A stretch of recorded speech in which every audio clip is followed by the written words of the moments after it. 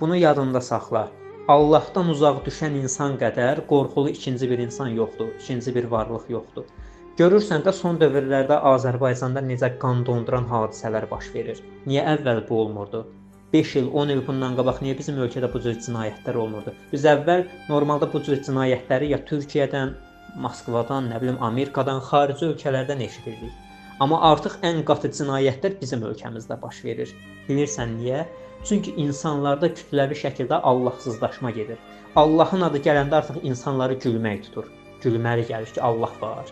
İnsanlar artıq ateist olur. İnsanlara artıq maraqlı deyil, mən öləndən sonra cənnətə gedəcəm, cəhənnəmə gedəcəm, mən öləndən sonra başıma nə oynasacaqlar. Bu heç kimə maraqlı deyil, əksəriyyətə.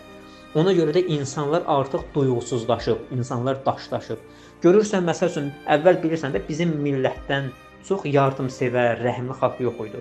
Amma indi görürsən, məsəl üçün, bir ehtiyaclıdır, yalvarır sənə, video çəkib paylaşır ki, evdə yeməyə çörəyim yoxdur, balalarım azdır, 100 min, 200 min baxış gəlir, yazırsan ki, nə qədər pul yığılıb, deyir 5-10 manatdan artıq çox pul gəlməyib. Və insanlar gəlib bu vəziyyətə düşür. Niyə qardaş? Çünki insanlar Allahdan uzaq düşür. Çünki insanlar Allahın kitabından uzaq düşür. Çünki insanlar artıq cənnət, cəhənnəmə inanmırlar və inanmadıqları üçün artıq başlayıb insanlarda vəhşiləşmək etməyə. Allah bizim axırımızı xeyir eləsin. Əxlaqsızlıq artıq Azərbaycanda geniş yayılıb.